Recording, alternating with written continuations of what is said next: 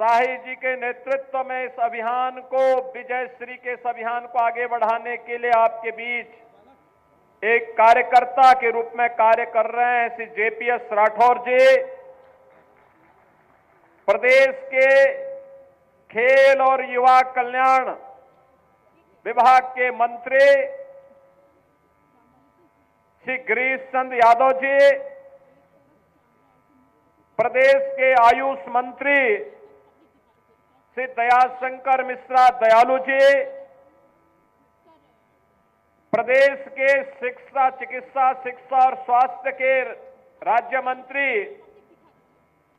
कुंवर मयंकेश्वर शरण सिंह जी,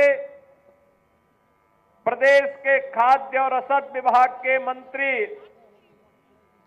श्री सतीश शर्मा जी, महापौर पंडित गिरीश पति त्रिपाठी जी, माननीय विधायकगण श्री रामचंद्र यादव जी, वेद प्रकाश गुप्त जी, अमित सिंह चौहान जी, जिला पंचायत अध्यक्ष श्रीमती रौली सिंह जी, पूर्व सांसद श्री लल्लू सिंह जी, पूर्व विधायक श्री गोरखनाथ बाबा जी, पूर्व विधायक श्री रामू प्रियदर्शी जी, पूर्व विधायक श्री इंद्र प्रताप तिवारी खब्बू तिवारी जी,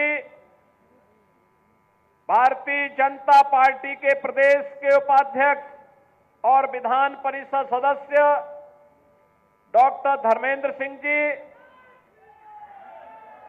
विधान परिषद सदस्य श्री अवनीश पटेल जी,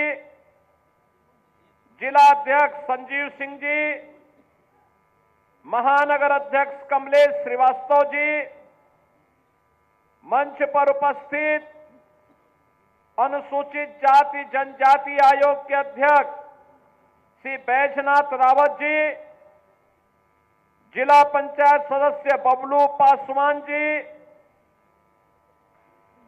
आज के इस कार्यक्रम में उपस्थित श्री कमला शंकर पांडे जी, अवधेश पांडे जी, अभिषेक मिश्रा जी, रघुनंदन चौरसिया जी, ओम प्रकाश सिंह जी, जिला महामंत्री राधेश्याम त्यागी जी और भारतीय जनता पार्टी के लोकप्रिय प्रत्याशी श्री चंद्रभान पासवान जी और उपस्थित मेरे सभी बहन और भाइयों,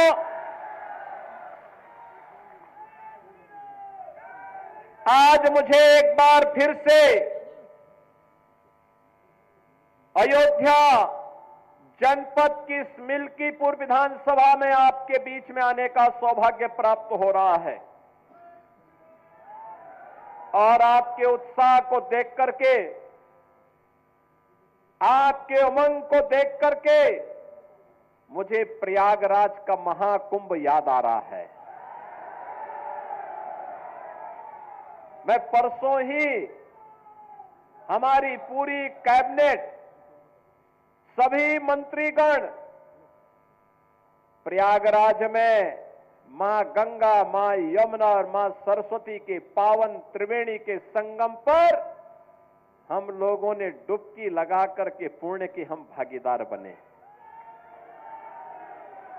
बहनों और भाइयों, कितना आनंद आ रहा था और कितने हम सौभाग्यशाली हैं, बिना भेदभाव के, बिना किसी बाधा के हमारे प्रदेश उत्तर प्रदेश में इस सदी की 144 वर्षों के बाद इतना पावन क्षण हमारे सामने आया कि हमें प्रयागराज के महाकुंभ में स्नान करने का सौभाग्य प्राप्त होकर के देश और दुनिया से आने वाले श्रद्धालुओं को उनकी सेवा करने का सौभाग्य प्राप्त हो रहा है।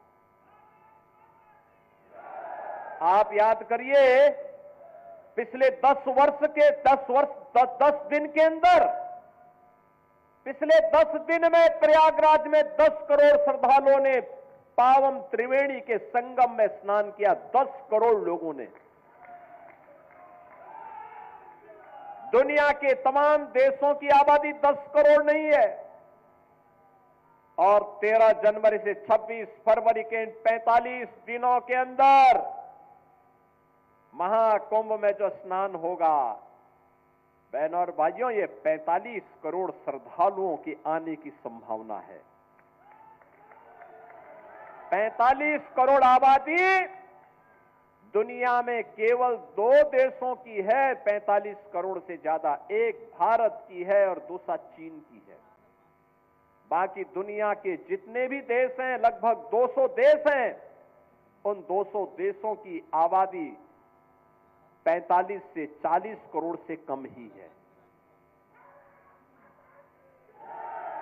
हम उत्तर प्रदेशवासी, भारतवासी सौभाग्यशाली हैं।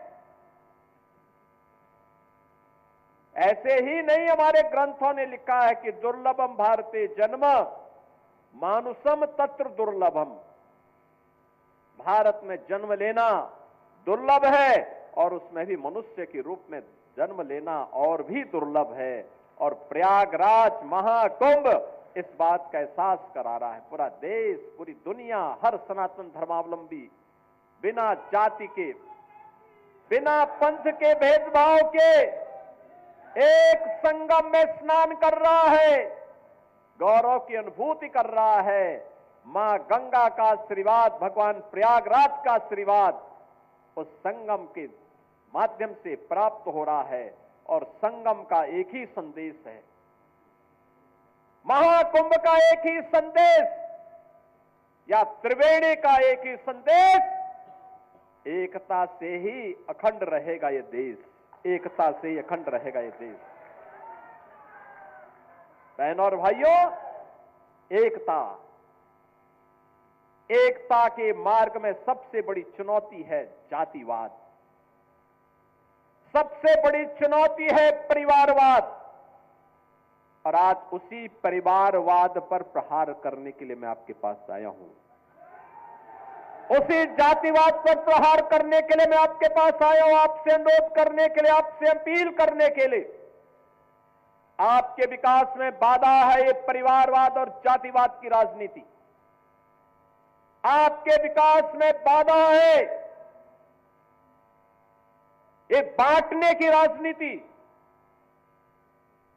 आपकी आस्था के साथ खिलवाड़ है परिवारवाद की राजनीति और जातिवाद की राजनीति। ये जातिवाद की राजनीति वे लोग कर रहे हैं, ये परिवारवाद की राजनीति वे लोग कर रहे हैं जिन्होंने केवल और केवल अपने परिवार की चिंता की, जनता जनार्दन की चिंता नहीं की। किसी दलित, किसी वंचित, किसी पिछड़ी जाति के व्यक्ति का, किसी का भी इन्होंने कभी उत्थान नहीं किया। याद करिए, अयोध्या जनपद का ही पुराना जनपद है अंबेडकर नगर जनपद, इसी से अंबेडकर नगर जनपद बना। और जब ये पुराना जनपद अयोध्या था, तब इसी जनपद में पैदा हुए थे स्वर्गीय राम मनोहर लोहिया जी, डॉक्टर राम मनोहर लोहिया। लोहिया जी ने एक बात कही थी समाजवादियों के लिए। उन्होंने कहा था, संपत्ति और संतति के चक्कर में जो पड़े वह समाजवादी नहीं। आप मुझे बताओ, ये आज के समाजवादी तो संपत्ति के ही चक्कर में ज्यादा पड़े हैं। जो प्लॉट खाली है वह प्लॉट हमारा है, उस पे सब जगह इनके झंडे लग जाते थे, जगह जगह झंडे लग जाते थे, कब्जा कर लेते थे।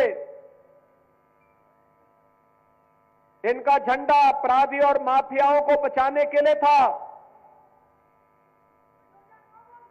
और बहनों और भाइयों, इनकी सहानुभूति कभी किसी गरीब के प्रति नहीं होती है, किसी कमजोर के प्रति नहीं होती है। ये लोग उस हर कार्य का विरोध करते हैं। आप देख रहे होंगे समाजवादी पार्टी के अध्यक्ष का, पूर्व मुख्यमंत्री का बयान महाकुंभ को लेकर के, जब पूरा देश और पूरी दुनिया प्रयागराज की धरती की ओर आकर्षित हो रही है, तब ये रोज महाकुंभ के बारे में दुष्प्रचार करते हैं, रोज दुष्प्रचार करते हैं। यानी दुष्प्रचार करके भारत की आस्था के साथ खिलवाड़ करते हैं, आपकी आस्था के साथ खिलवाड़ करते हैं।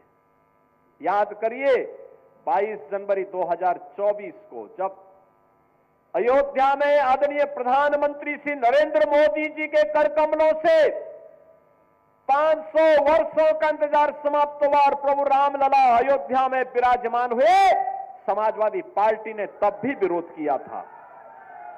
समाजवादी पार्टी ने तब भी विरोध करके आपकी आस्था के साथ खिलवाड़ किया था। ये वही समाजवादी पार्टी है, ये वही समाजवादी पार्टी है जिस समाजवादी पार्टी के हाथ कार सेवकों के खून से सने हुए हैं, जिन्होंने सरयू मैया को कार सेवकों के खून से लाल करने का काम किया था। अयोध्या की गलियों में निर्दोष कार सेवकों पर गोलियां बरसाई थी। ये वही समाजवादी पार्टी है। अयोध्या में राम मंदिर का विरोध करती है, महाकुंभ का विरोध करती है,